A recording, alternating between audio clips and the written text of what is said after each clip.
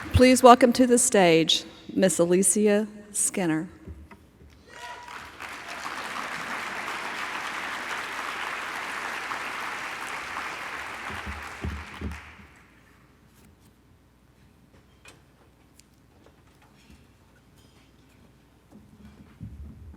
Good morning, everybody.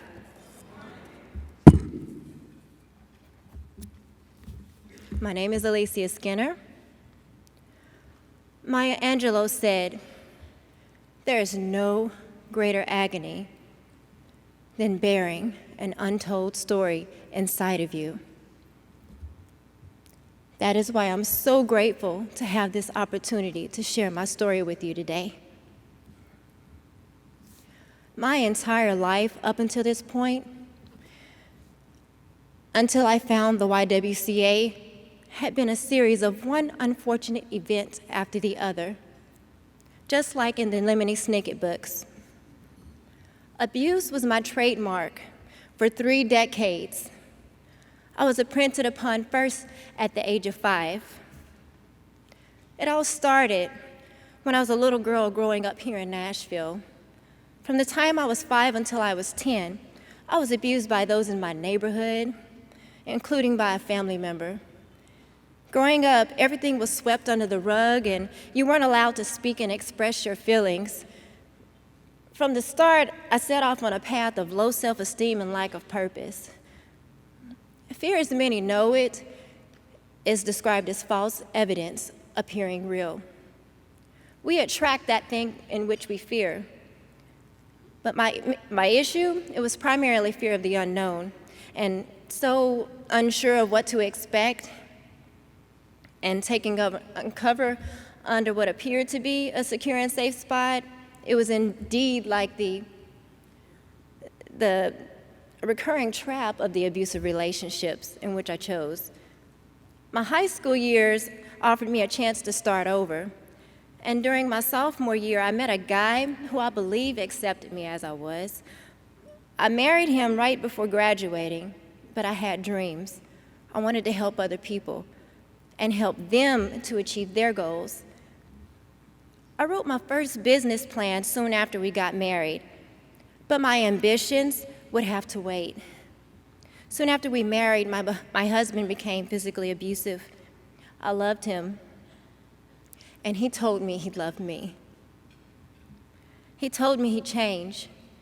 I became pregnant and gave birth to our first son, Aliceia, when I was 19 years old. And 1 year later, I gave birth to our second son, Hosea, and the abuse continued. One day, he threatened to kill me if we didn't leave after the diagnosis of schizophrenia. So that's just what we did. Along with my 1 and 2-year-old babies, I moved in with my grandmother, got an order of protection, and filed for divorce. A few months later, my mother, who had battled diabetes throughout her life from the time she was 11, passed away at the age of 39. And my life seemed to be spiraling out of control. In just a few short months, I'd lost my mother and my husband and was left with 2 boys to raise all on my own. And life was very hard.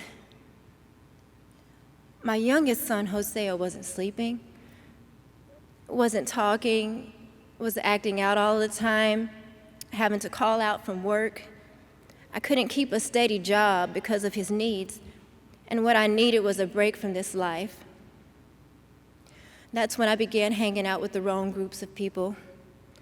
I started using various types of drugs for 3 years, and after nearly losing my children to the state, I got clean and moved back in with my grandmother and children. And by the time the boys were 8 and 9 years old, my life was finally getting back on track. I attended meetings for recovering addicts, and that's where I met the man who became my second husband.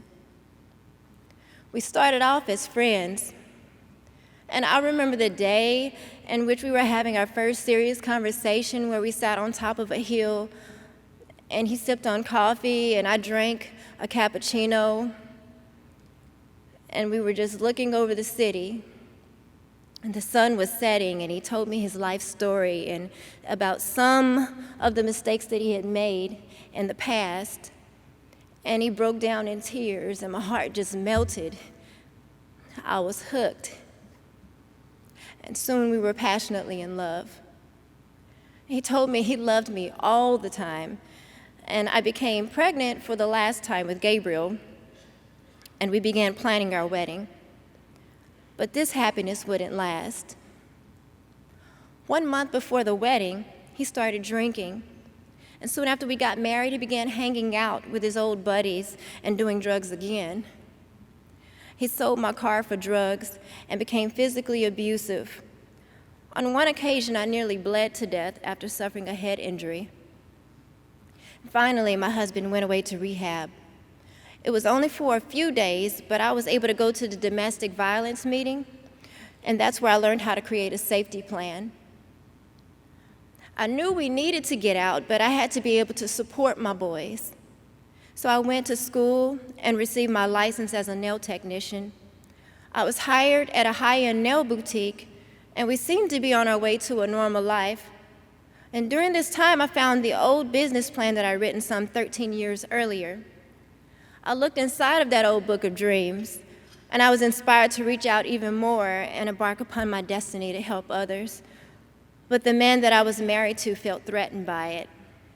He wanted to be the author of my success. And shortly after coming back from rehab, my husband told me that he loved me, and he promised to do better, but he didn't. He became even more jealous and overbearing. And I worked at a salon and earned money to help support the family, but he controlled the finances in our lives. And we felt trapped. And we tried to leave on several occasions, and I began to devise a plan to escape. But I had to be very strategic. You see, he had begun keeping a knife behind his pillow, and he had a gun stashed in the floor in a vent right beside the bed. And he became delusional and accused me of cheating and told me that if I ever did so, that he'd kill me. And that's when I finally decided that we had to go. There was no time. And it was in the fall of 2015. My boys were 4, 14, and 16 years old. I called around to every shelter that I could find, but they were all full. And I couldn't sleep, so I prayed continuously. And on November 17, 2015, we made our move. We didn't have time to pack. We only had the clothes on our backs, and we left Nashville and we stayed in a hotel. But it was only for 2 nights. And our last night, the kids and I prayed again. And the next day, we called the YWCA's Weaver Domestic Violence Center, and they finally had a spot. And we were so overjoyed. The kids didn't know exactly what to expect, though. They were only looking at my expressions. But once we got to the shelter, they were so happy, especially after seeing all the kids running around, and everyone was so welcoming. And before I could take that first step and move forward in life, I had to admit where things went wrong. It took a very long time for me to be able to do that. While staying at the Weaver Center, I sought to replenish the lives of other women who took the same path that I had taken. And so I opened my door and gave manicures and pedicures to the women that were staying at the shelter. And I gave them the same words that I had spoken over myself for empowerment in front of the mirror, saying, "You're an overcomer, and be renewed by this gesture of love being shown to you. And you are powerful. And this circumstance does not define who you are." While I was giving encouragement, I was also waiting for word of a new home.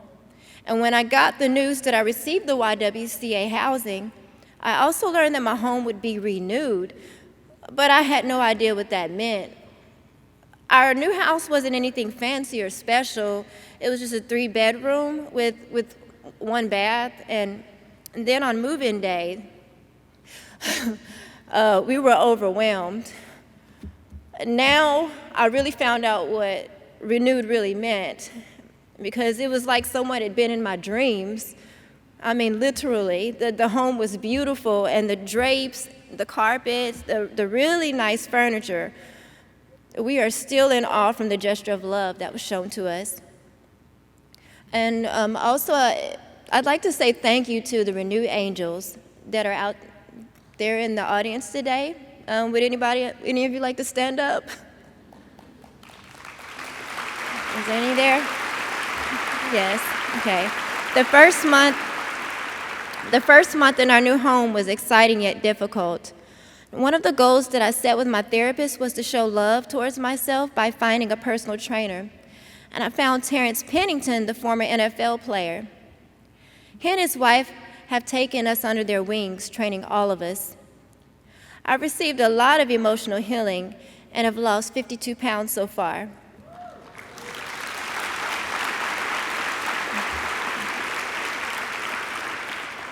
The kids are connecting with others in their new schools and have made great friends.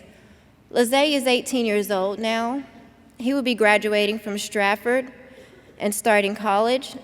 Hosea is 16 years old, and he loves archaeology and architecture. He also attends Stratford High School. Gabriel is 6 now. He's excelling at Inglewood Elementary School and loves art and reading.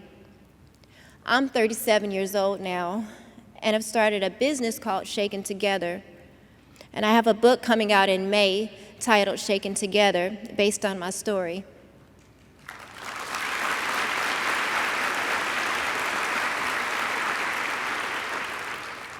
I work at Past the Beauty Salon in East Nashville with Centoria Franklin, who also created Past the Beauty nonprofit for domestic violence awareness. And now, if I could, I'd like to show you something. This picture right here that you see is me before, while I was at the YWCA Weaver Domestic Violence Center that Aliceia took. I was unsure of which direction that my life was going in. I knew it couldn't possibly get any lower than that. And the other one that I took was on July 4th. It was on that day that I noticed that everything around me in my life had changed for the better. And as Maya Angelou said, there is no greater agony than bearing an untold story inside of you. Thank you so much for letting me tell my story to you. I really appreciate it. And I'd also like to say thank you to the YWCA. I'd like to say thank you to Laurel, my case manager. Thank you so much to Cameron, and also to my spiritual mother and father, Glenda Sutton and Orlando Westbrooks. Also to Centoria Franklin, and last but not least, my sons and godson, Aliceia, Hosea, Gabriel, and Ronald.